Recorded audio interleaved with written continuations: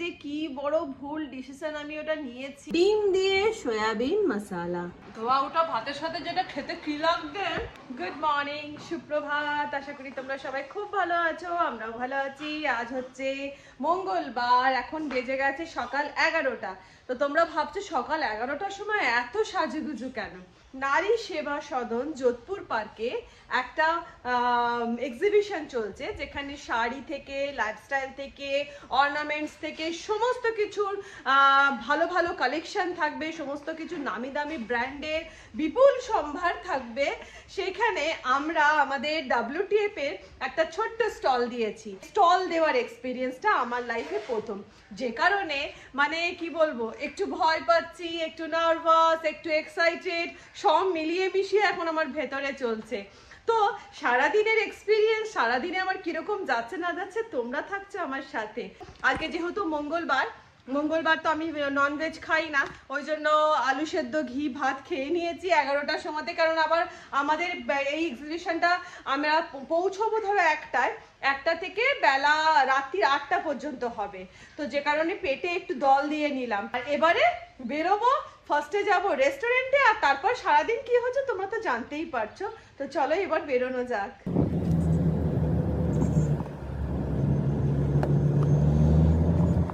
আমি পৌঁছে গেছি রেস্টুরেন্টে, আর যেখানে আমাদের স্টল হয়েছে সেখানে একটা বড় প্রবলেম আছে। সেখানে হচ্ছে কোনো রকম ওভেন বা কোনো রকম কোনো গ্যাসের কোনো ব্যবস্থা নেবে না, আগুনের ওখানে আগুন জ্বালানো যাবে না।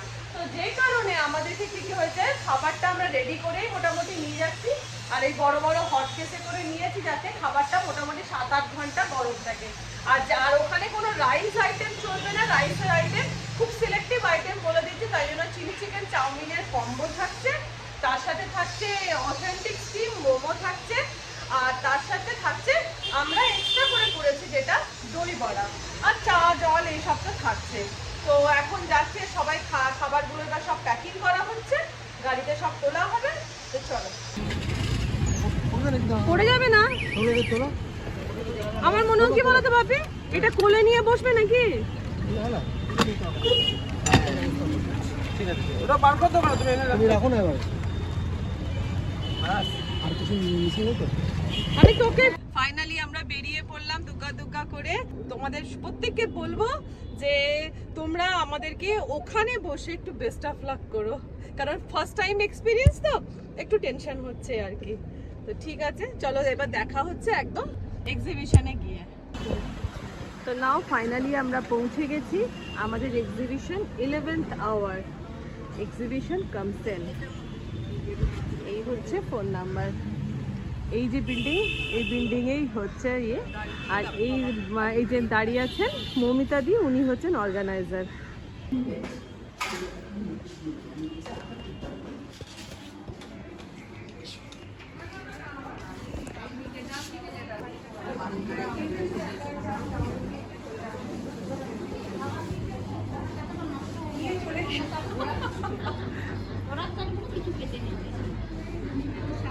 আচ্ছা, আমারটা কোথায়?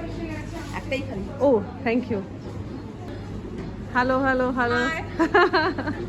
আমাদের ফুড স্টল এখনো বসেনি, আবার খিদে খিদে পাচ্ছে, অত খুব তাড়াতাড়ি। এই যে রেডি হয়ে গেছে ফুড স্টল।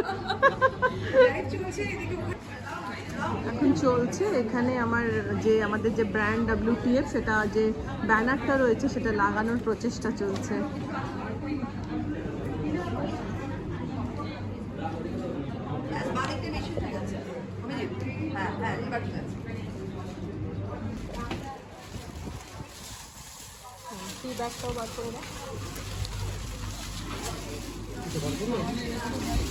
হ্যাঁ, চিলি চিকেন নুডলসের কম্বো আছে, তার সাথে আছে দই বড়া, তার সাথে আছে মোমো, স্টিম মোমো, একদম অথেন্টিক নেপালি স্টিম মোমো, তার সাথে চা আছে, জল আছে। এখানে রাইস তো অ্যালাউ নেই। না, লিকার এখানে সব লিকার, এখানে সব লিকার। আপাতত আমাদের স্টলে আমরা দুই পার্টনার বসে পড়েছি। আর এখানে যে আমাদের হেল্পিং হ্যান্ড দাঁড়িয়ে রয়েছে বাপিয়ার। Good morning. আজকে হচ্ছে বুধবার। এই যে সকালবেলা স্নান পুজো কমপ্লিট করে ব্রেকফাস্ট করে এবার একটু চা নিয়ে বসেছি আমার পান্তালালার সাথে। কালকে তোমরা দেখলে আমি একটা এক্সিবিশনে গেছিলাম, তোমাদের সাথে শেয়ার করেছি। বাবুরা কথা বলতে দে। কালকে এক্সিবিশনে গিয়ে আমি ব্লগটাকে কন্টিনিউ করতে পারিনি। কেন করিনি? মন মেজাজটা ভীষণ খারাপ হয়ে গেছিল। অ্যাকচুয়ালি কি হলো, এই এক্সিবিশনটা শাড়ি, অর্নামেন্টস, তারপরে টুকটাক লাইফস্টাইলের জিনিসপত্র এইসব নিয়ে এক্সিবিশনটা ছিল। এবারে কি হলো, আমাকে যিনি অর্গানাইজার ছিলেন উনি আমাকে বলে দিয়েছিলেন যে ফুড স্টল আছে, একটাই আছে, তুমি যদি করতে চাও করতে পারো, কিন্তু ওখানে কোনো রকম কোনো কুকিং করা চলবে না, রান্না করা খাবার নিয়ে যেতে হবে। ভালো কথা, আমার প্রথম ভুল হয়েছে ওখানে হ্যাঁ করাটা। তো আমি তো বুঝতে পারিনি, আমার লাইফে এটা প্রথমবার ছিল এক্সিবিশনে স্টল দেওয়া। আমি হ্যাঁ করে দিয়েছি। এবারে কি হলো ব্যাপারটা, অর্গানাইজার যিনি ভদ্রমহিলা উনি না কি করেছেন, উনি ভালো করে অ্যাডই করেননি এই এক্সিবিশনটা। এবারে ভালো করে অ্যাড না করার দরুন কি হয়েছে, গেস্ট একেবারেই আসেনি। মানে খুব হাতে গোনা কিছু গেস্ট এসেছে এক্সিবিশনটা দেখতে। অ্যাড না হলে যেটা হয়, অ্যাড না হলে মানুষজন বুঝবে কি করে বলো? এবারে কি হয়েছে, অন্যান্য যারা স্টল দিয়েছিল তাদের তো কোনো অসুবিধে নেই, তাদের হয়তো ম্যাক্স টু ম্যাক্স কি হয়েছে, তাদের যে এক্সিবিশন বুকিং মানিটা ওটাই তাদের লস হয়েছে। তো তাদের যে জিনিসপত্রগুলো ছিল সেগুলো তো আর পচে যাওয়ার নয় বা ফেলে দেওয়ার নয়, তারা তো পরের এক্সিবিশনে সেটা ইউজ করতেই পারবে। আমার প্রবলেমটা কি হলো, সেটা হচ্ছে আমরা তো রান্না করা খাবার নিয়ে গেছি, আর ওখানে বলে দিয়েছিল কোনো রাইস অ্যালাউ নেই। তো ওরা বলে দিয়েছিল চিলি চিকেন চাউমিনের একটা কম্বো করতে আর মোমো রাখতে। তো আর বলেছিল যেটা ঠান্ডা খাওয়া চলবে সেই রকম কোনো আইটেম যদি করতে পারো তাহলে ভালো হয়। তো আমি সেই জন্য দই বড়া করেছিলাম, যদিও আমাদের এটা আইটেম নয়, তো আমি আমার শেফকে বলে দই বড়াটা করিয়েছিলাম। এবারে যেহেতু কাস্টমার হয়নি, যেহেতু গেস্টরা আসেনি, এবার অন্যরা তো তাদের জিনিসপত্রগুলো নিয়ে চলে যেতে পারবে বাড়ি, আমার খাবারটা কি হবে? চাইনিজ আইটেম যেটা হয়, আমরা রেস্টুরেন্টে কি করি, যখন অর্ডারটা আসে, ধরো গেস্ট এলো, টেবিলে বসলো, অর্ডার দিল, দেন অ্যান্ড দেয়ার সেটা কিন্তু বানিয়ে বানিয়ে দেওয়া হয়। মানে চাইনিজ আইটেম কিন্তু ওই ফ্রিজে রেখে আইটেম করা যায় না। এবার আমি তো অত খাবার নিয়ে গেছি, মোমো নিয়ে গেছি 30 প্লেট, তোমার দই বড়া নিয়ে গেছি 30 প্লেট, কম্বোটা আমি খুব বুঝে শুনে 20 প্লেট নিয়ে গেছিলাম, যে প্রথম দিনটা আগে দেখি তারপরে হাই ডিসিশন নেব। এবারে তুমি বিশ্বাস করবে না, মানে আমার লাইফে যে কি বড় ভুল ডিসিশন আমি ওটা নিয়েছি, মানে হ্যাঁ করাটাই আমার ভুল হয়েছে। গেস্ট না আসলে খাবারটা কোথায় বিক্রি হবে? আমি মানে লাইফে নাক কান মুনলাম, আর জীবনে কোনোদিন কোনো এক্সিবিশন হলে যেখানে কুকিং অ্যালাউ নয়, রান্না করা খাবার নিয়ে যেতে হবে, সেখানে আমি ফুড স্টল দেব না। কারণ তোমরা বিশ্বাস করবে না, পুরো খাবার আমার ধরো মোটামুটি ওই 10 প্লেট 5 প্লেট 7 প্লেট করে সেল হয়েছে। বাকি কোনোটা ধরো বাকি আছে 15 প্লেট, কোনোটার বাকি আছে ধরো 10 প্লেট, কোনোটার বাকি আছে হয়তো 16 প্লেট। এবার আমি সেইগুলো কি করব? সেগুলোকে ফেলে দেবো বলো?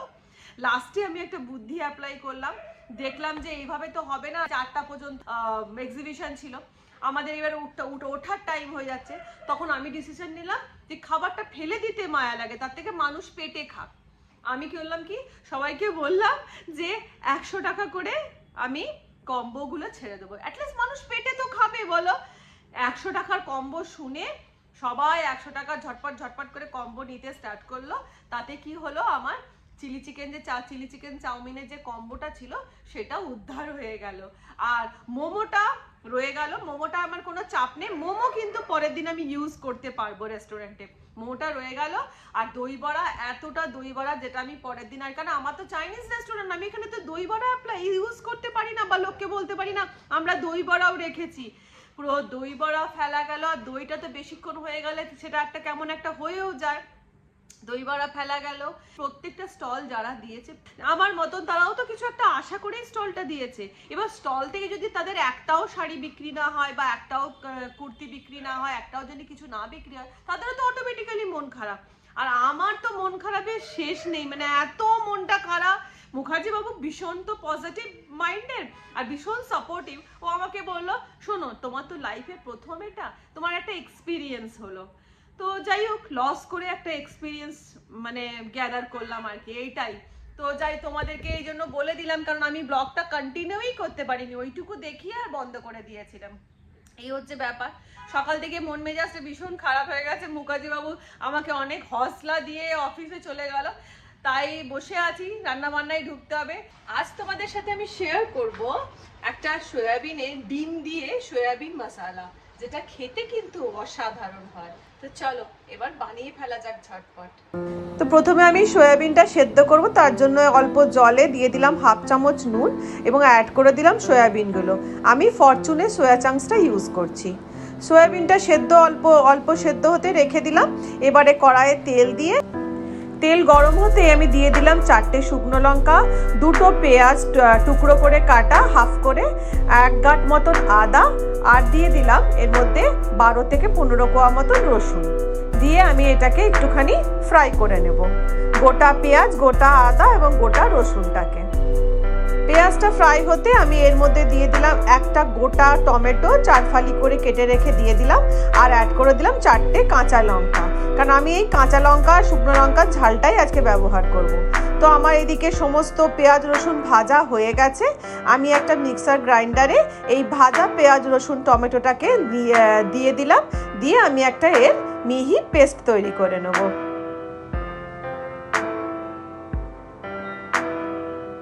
এদিকে সয়াবিনটাকে আমি ভালো করে জল নিংড়ে ওর মধ্যে দিয়ে দিলাম একটা ডিম, দিয়ে দেব এর মধ্যে অল্প একটু হলুদ গুঁড়ো আর অল্প একটুখানি নুন, দিয়ে আমি সয়াবিনটাকে ভালো করে মাখিয়ে নেব ডিমের সাথে।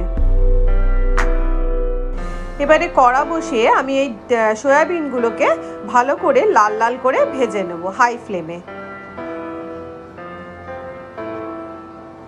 তো সয়াবিন ভাজা আমার পুরো কমপ্লিট হয়ে গেছে, আমি এগুলো তেল থেকে তুলে নিচ্ছি। এবার কড়ার মধ্যে দিয়ে দিলাম ডুমো করে কেটে রাখা আলুগুলোকে আমি এবারে লাল লাল করে ভেজে নিচ্ছি।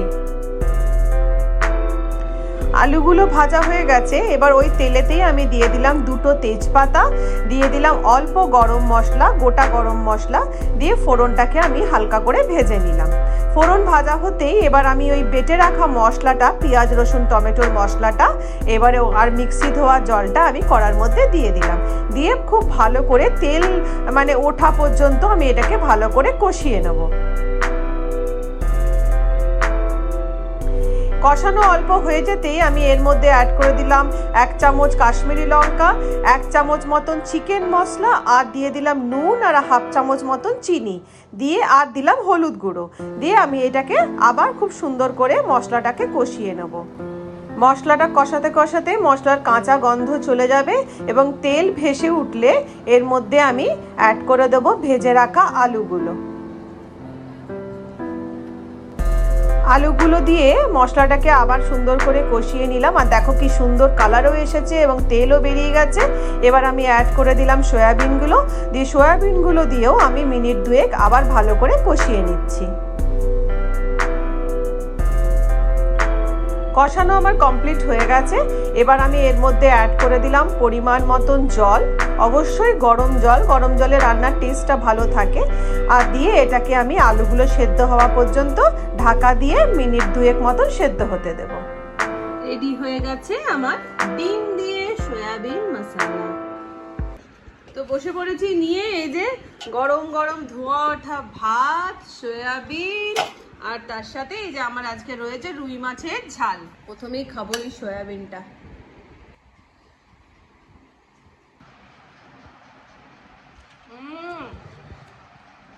জাস্ট মনে হচ্ছে চিকেন খাচ্ছি। ধোয়া ওঠা ভাতের সাথে যেটা খেতে কি লাগবে। তো আমার বন্ধুদেরকে বলবো, খেতে কিন্তু অসাধারণ হয়েছিল। আর আমি থালা তুলে খেতে স্টার্ট করেছি, কেন বলো তো, ক্যামেরায় ঠিক থালাটা আসছিল না বলে।